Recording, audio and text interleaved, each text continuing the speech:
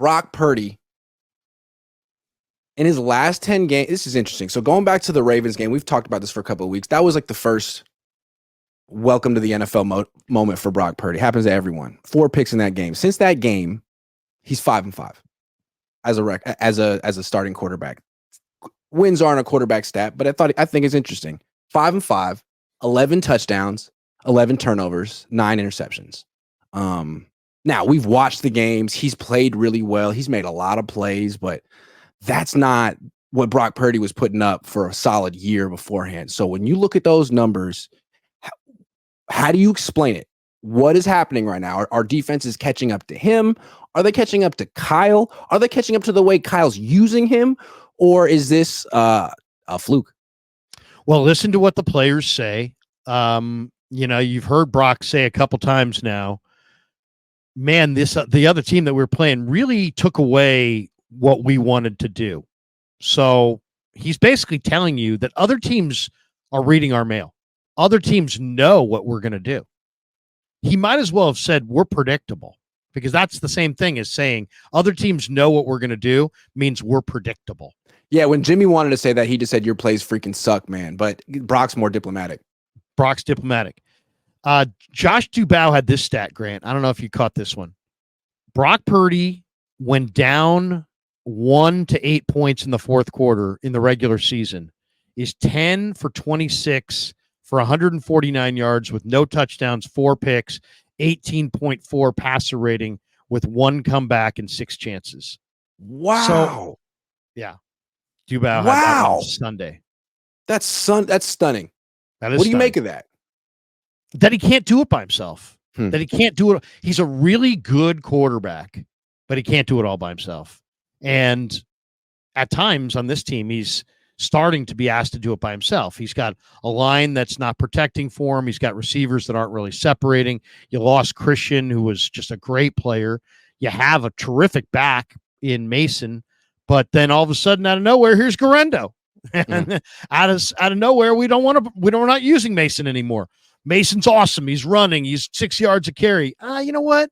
Let's not run him 20, 25 times. We may win. Let's run him 14 times. That's the number. So I just think that I think it's a combination. I don't think Brock's the greatest quarterback that ever lived. I think he's doing more now than he's ever done before in a Niner uniform because he has to. And I think his equation, Grant, is starting to break down a little bit around him. I don't think it's as simple as the league's onto him, but the league has a real good idea that Brandon Ayuk is going to run a crossing pattern, and they're looking for the dagger. They're looking for the in-cutting route. I mean, it was pretty easy for this coordinator, Michael McDonald, last year in Baltimore on Christmas to just drop a couple defenders into the zone in the middle of the field, blitz some corners off condensed, when the Niners went condensed formation, get home with those corners and have Brock throw the ball into a team meeting. It happened. He turned the ball over a ton. So, I think he's a really good quarterback, and I think he's a really good quarterback because he's smart, he's accurate, he's tough, and I think he's also quick. And I think he's a good leader, but he can't do it all himself. Absolutely can't do it all himself. And if you put him from behind and take away the run game, make him throw it down after down, and behind this offensive line, there's going to be some problems. I think what we're seeing too with Brock is that it's been hard to. He entered the starting lineup like a month after McCaffrey, so it's hard to delineate what exactly Brock brings to the offense and what Christian brings to the offense. And I think it's clear that when Christian got here, it took the league like more than a calendar year to really figure out a way to handle the Niners offense. Like once Christian got on the field, there was just wide open people in the passing game left and right. And all the Niners really needed was a quarterback who could scan the field quickly, find the open guy, deliver the ball on time. I'm not saying that's like anyone could do that because Trey couldn't do it. Jimmy couldn't do it and stay healthy. Brock could do it. But now that you take Christian away and guys aren't just wide open, he has to like play the position the way other players have to play it. And that's when you prove whether you're worth $60 million a year. And I don't think he is worth $60 million a year. And there's no shame in that. He's probably worth $30 or $40 million a year. And I think at that price point, you could still win. But The more he gets paid, the more he's going to have to be running around every week searching for guys to get open who aren't open. And I don't think that's his game. I think he's more a guy who does that when you have to, but you want to put him on a team that's stacked. He knows what to do with a team that's stacked. I don't think he's, like you said, he's not going to be carrying a team that's lacking talent. And this team isn't lacking talent. I mean, there are very few guys like Mahomes. Very few. But those guys can literally just say, jump on my back, guys. I'm carrying us. Just invest in defense. I'll handle it. Yeah, you got Brock it. Doesn't have that. No. But I do trust him. I do think he should be the 49er quarterback. I don't think it's like, oh, man, he's not him. He's been exposed. They Trade need him. to find another Draft guy. a quarterback. No, it just sucks because, like, if you think a guy's your franchise quarterback, all of a sudden it's like, oh, here's $60 million. It's like, no, isn't there a middle ground? He's the guy, but he's not that. It's, and this position is a hard position to evaluate. I mean, I'll say my favorite college quarterback is Cam Ward. I love Cam Ward, and he just pulled an amazing upset Saturday in Berkeley. But I was talking to some Miami people today who were like, yeah, we're not really sure if he's got a pro caliber arm. And I'm like, well, wait a second. That guy looks like Lamar Jackson, the way he plays with poise and runs with poise. And he looks like he's in total command.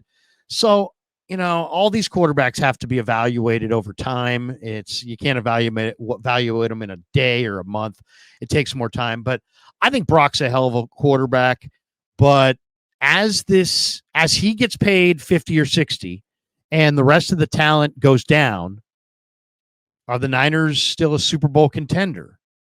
They can't go 0 for 5 in the first round like they've done under Lynch and Shanahan and have Brock Purdy making anything close to $60 million and compete for a Super Bowl. They have to start hitting on the first 2 days of the draft, or they're not going to be a competitor for the Super Bowl. Agree. And I want to just point out, I'm not comparing Brock to Jimmy Garoppolo. It's not what I'm doing. But what I'm saying is this is Kyle's pattern. Gets a quarterback, solid quarterback, starting quarterback, bursts onto the scene. A lot of instant success. Go to the Super Bowl, lose. Come back, and it's a slow, steady decline. I'm not saying that's what happened with Brock. It's been 5 games. But that's what happened to Jimmy. Absolutely, that's what happened to Jimmy. And did Jimmy decline, or did Kyle get figured out in what he was doing with Jimmy? Don't know. We'll have to see. But what I do want to do is, Jimmy was ever any good, to be completely honest. I think Jimmy had a nice little run. But what Jimmy's problem is the footwork in the pocket was just so pitter patter. He just panicked. And I used to interview Greg Cosell every week. I'd be like, Greg, what are you seeing? What's the film show? And he'd be like, well, you know what? Jimmy Garoppolo's just not a great late in the down thrower. And I'm like, Greg, that's like scout speak for saying he sucks. And I'm not saying that, he's just not a great guy after the first, you take his first read away. Well, what are we talking about then? So I was never a Jimmy Garoppolo guy, but like in one of his worst years, 2021, he completed 68% of his throws. He threw 20 touchdown passes and 12 picks. Right now, Brock has 6 touchdown passes and 4 picks, and a 65% completion percentage. Like, Jimmy had better numbers, and he's better than Jimmy, but this is an alarming trend. We saw what happened to Jimmy, and is this going to happen to the next Kyle Shanahan wonderkind? I hope not. Yeah, I mean, I don't know what to say about that, but when I look at this offense, I see kind of a mediocre line, a coordinator in Kyle that seems a little too pass happy, receivers that aren't getting great separation, and it all kind of comes down on the head of the quarterback. And it's just like, make it all work. You make it all work. And he might be able to make it work here and there, but they're not the same. Without Christian, you can't take a Christian McCaffrey away and not feel that. And they've taken him away, and man, they feel it. I don't think they would feel it as much as they have if they would just lean on their run game a little bit more and be a tad more conservative in their approach. Look at Green Bay. They lost Love. They brought in Malik Willis. They had a game, Grant, where they ran 53 times and won. They had another game where they ran like 40 times and won. It's like they decided, hey, we're going to run the ball and take the pressure off the quarterback. The Niners don't have an ability to do that. It's all on the quarterback.